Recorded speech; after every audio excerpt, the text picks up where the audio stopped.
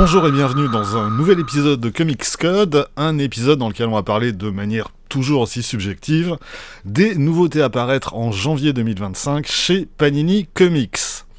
Et ça va pas traîner puisque les premières nouveautés de l'année seront disponibles dès le jeudi 2 janvier. Une petite pensée pour les libraires qui n'auraient pas encore récupéré leurs excès du 31 décembre et qui vont se retrouver à devoir trimballer des cagettes pleines de Panini. C'est pas très sympa pour eux.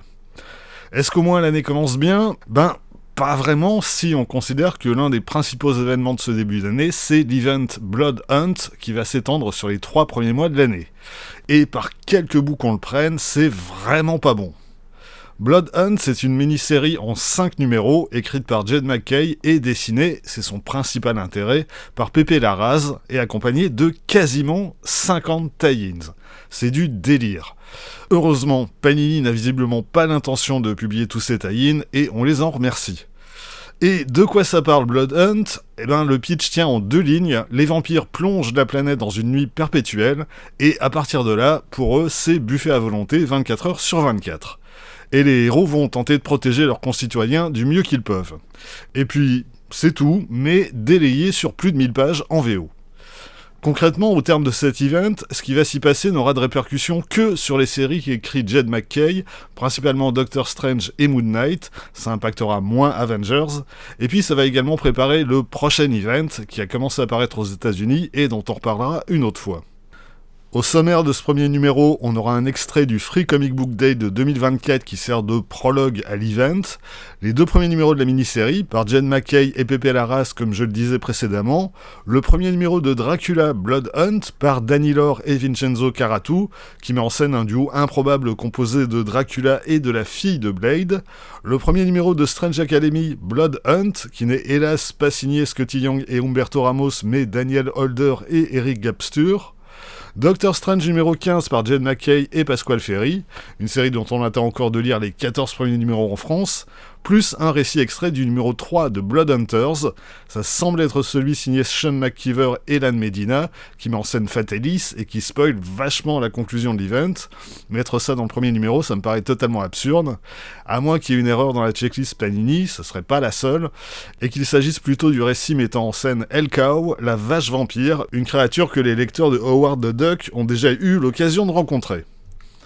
A noter enfin que les 3 numéros de Blood Hunt seront disponibles en 2 formats, souple ou cartonné, mais que la version cartonnée sera à chaque fois accompagnée d'un fascicule contenant les épisodes de la mini Blood Hunt en version Red Band, soit avec quelques pages sanglantes en plus. En contrepartie, cette version vous coûtera 25€ au lieu des 22 habituels. L'event Blood Hunt ne sera pas confiné aux seules pages de ce magazine, puisqu'on en retrouvera un peu partout, à commencer par l'album X-Men Blood Hunt, qui au passage ne figure pas dans la checklist Panini du mois, mais qui est bien annoncé sur tous les sites de vente comme sortant le 8 janvier, y compris d'ailleurs dans la boutique Panini.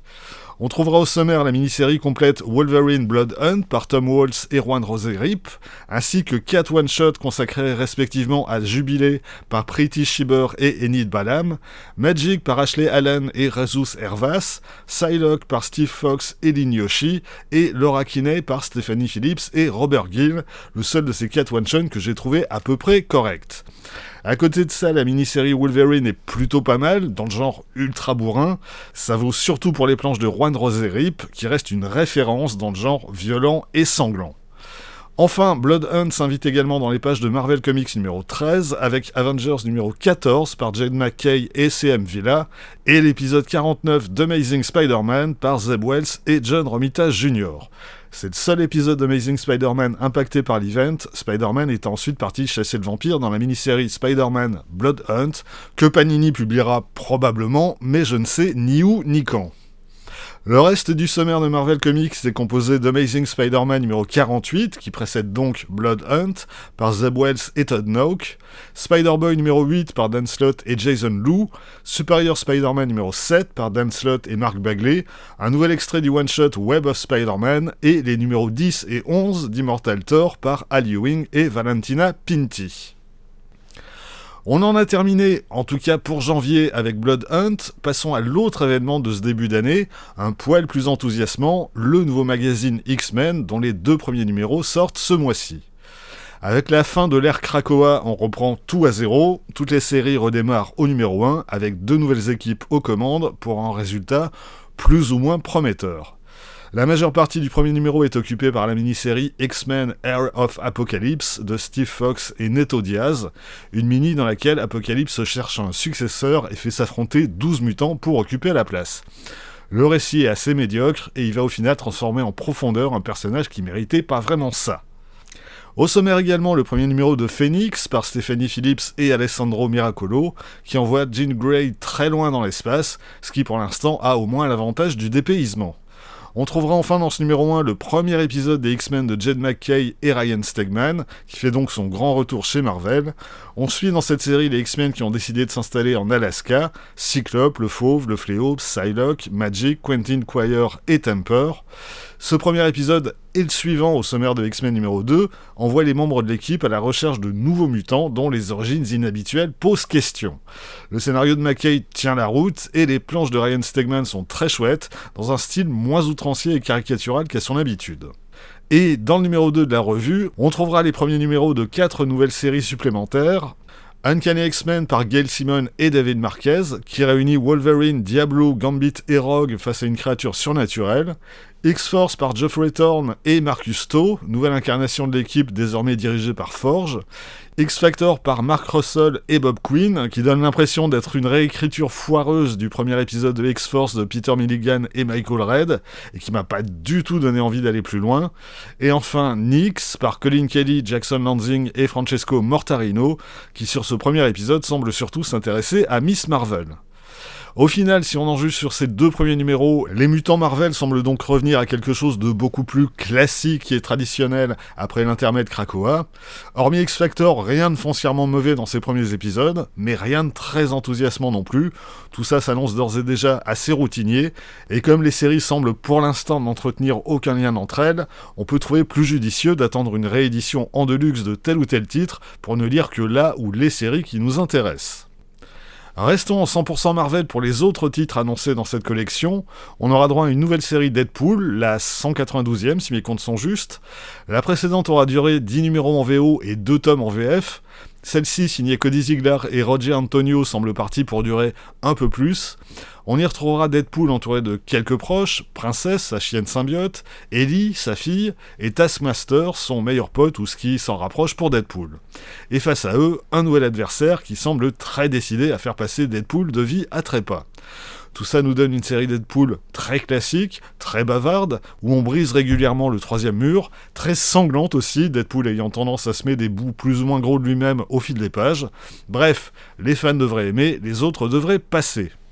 De même, si vous faites partie des lecteurs qui ont aimé le premier tome de la nouvelle série Carnage par Torunn Grønbekk et Per Perez, sachez que la suite se trouve dans les pages de l'album Venom Carnage Symbiosis Necrosis, qui est donc un crossover entre les 2 séries. Et à propos de Venom, sorti le même jour de Venomverse Reborn, une anthologie de récits mettant en scène des Venoms issus de différents univers parallèles, le tout réalisé par tout un tas de monde. Et puis, en Marvel Deluxe, sorti du 3e et dernier tome du Venom de Donny Cates et Ryan Stegman, un tome qui tourne essentiellement autour de l'event King in Black, et une autre sortie qui brille par son absence dans la checklist Panini. On revient au 100% Marvel avec Ghost Rider Ultime Vengeance de Benjamin Percy et Danny Kim. Il s'agit de la mini-série Final Vengeance qui fait suite à la série régulière écrite par Benjamin Percy et qui était une assez bonne surprise dans l'ensemble. Si vous ne l'avez pas lu, pas grave, cette mini n'entretient que peu de rapport avec ce qui a précédé, si ce n'est qu'on retrouve Johnny Blaze dans le rôle principal, mais plus en tant que Ghost Rider, celui-ci ayant trouvé un nouvel hôte en la personne de... Mais non, je le dirai pas.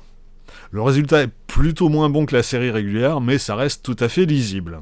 Ça l'est en tout cas nettement plus que Elverine, pourtant également écrit par Benjamin Percy et dessiné par Julius Ota, dernière idée à la con de chez Marvel consistant à fusionner l'esprit de la vengeance du Ghost Rider et Wolverine. Bon, c'est ce à quoi on avait eu droit lors d'un récent crossover entre Ghost Rider et Wolverine. Ici, Wolverine étant très occupé par ailleurs, il s'agit de trouver un autre hôte au démon des enfers et deviner sur qui ça va tomber. Ou devinez pas, en vrai, on s'en fout. Terminons les 100% Marvel du mois avec le tome 2 de Daredevil par Saladin Ahmed, Aaron Kuder et Juan Cabal, ou la série qui aura réussi à me faire arrêter d'acheter Daredevil, ce que même Charles Soule n'avait pas réussi à faire. Du coup, je ne lis plus ça que d'un œil distrait, et vraiment la direction qu'a prise Saladin Ahmed ne m'intéresse pas. Et en plus, le portrait et l'utilisation qu'il fait ici de Bullseye me donnent carrément envie de lui coller des baffes.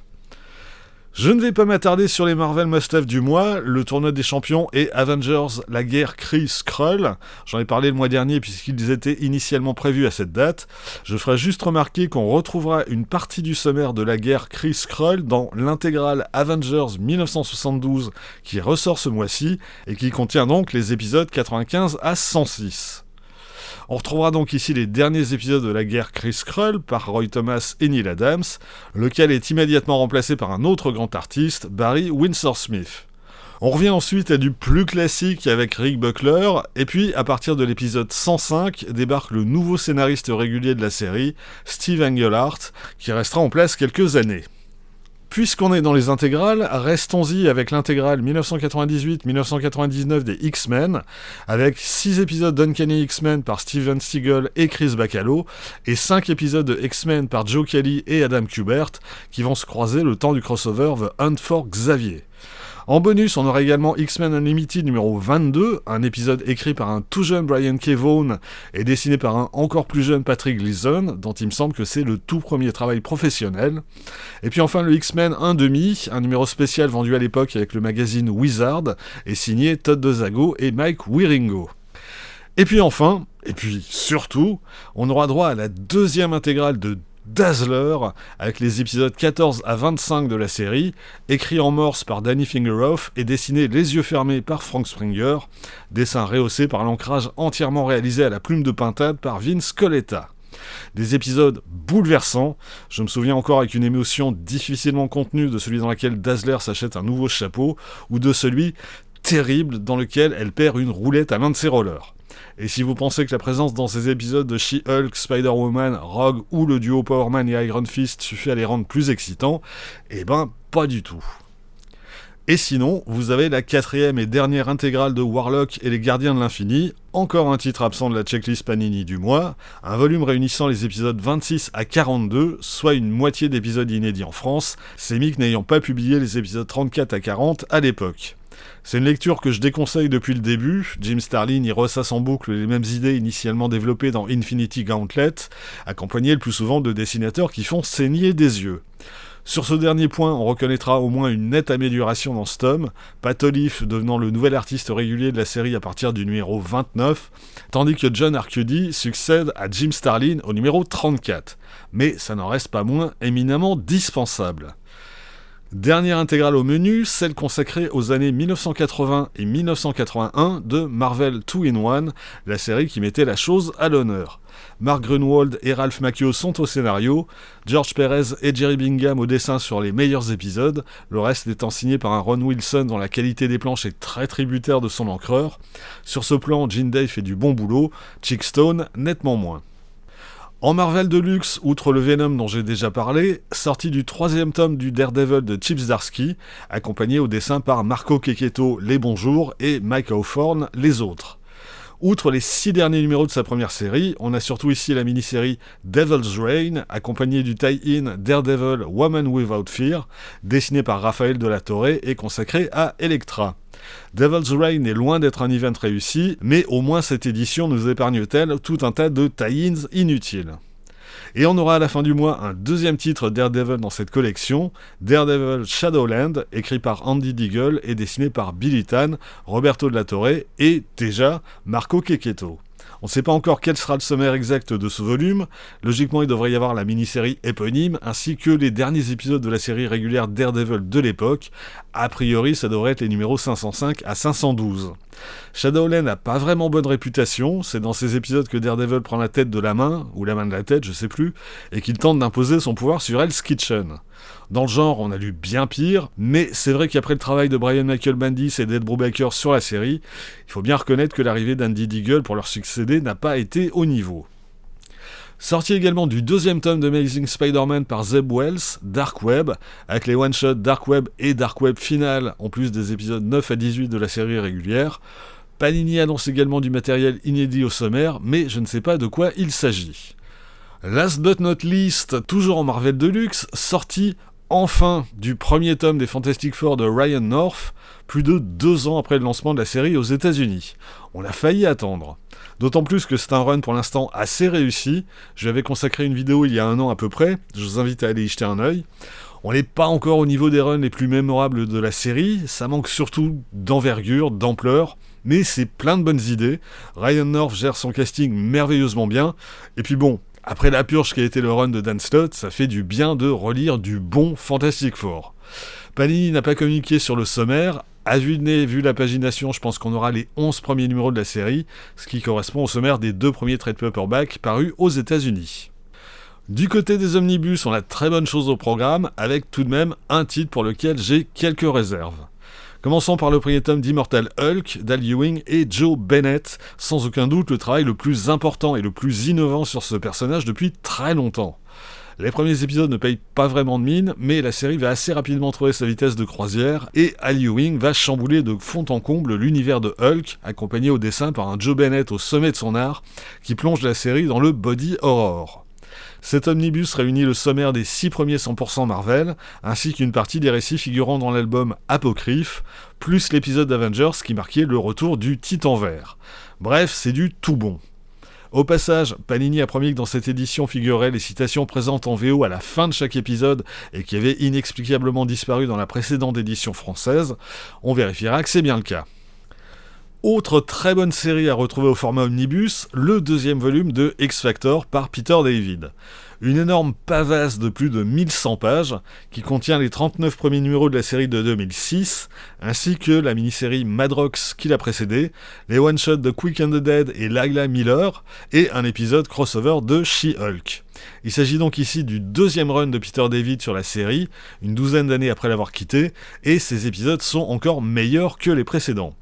J'ai relu les 25 premiers épisodes de la série peu avant d'enregistrer cette vidéo, ce que j'avais pas fait depuis leur sortie, et c'est toujours aussi réussi. Peter David gère merveilleusement bien son casting, à commencer par Madrox, leader malgré lui, et qui va avoir autant de mal à gérer son équipe que ses propres doubles. Côté dessin, rien d'extraordinaire, ça commence très bien avec Ryan Sook, mais l'artiste n'ayant jamais eu la capacité d'assurer une série régulière, il est très vite remplacé par des artistes qui œuvrent dans un style similaire, sans pour autant atteindre sa maîtrise. N'empêche que, si vous n'avez jamais lu cette série, je recommande absolument. Dernier omnibus du mois, Daredevil par Al Nocenti et John Romita Jr., qui réunit l'intégralité de leur collaboration, précédemment disponible en 2 tomes dans la collection Marvel Icons. Ce sont des épisodes dont je recommande absolument la lecture. Al Nocenti signe des épisodes assez remarquables, et pour moi, John Romita Jr., ancré par Al Williamson, n'a jamais été aussi bon qu'ici.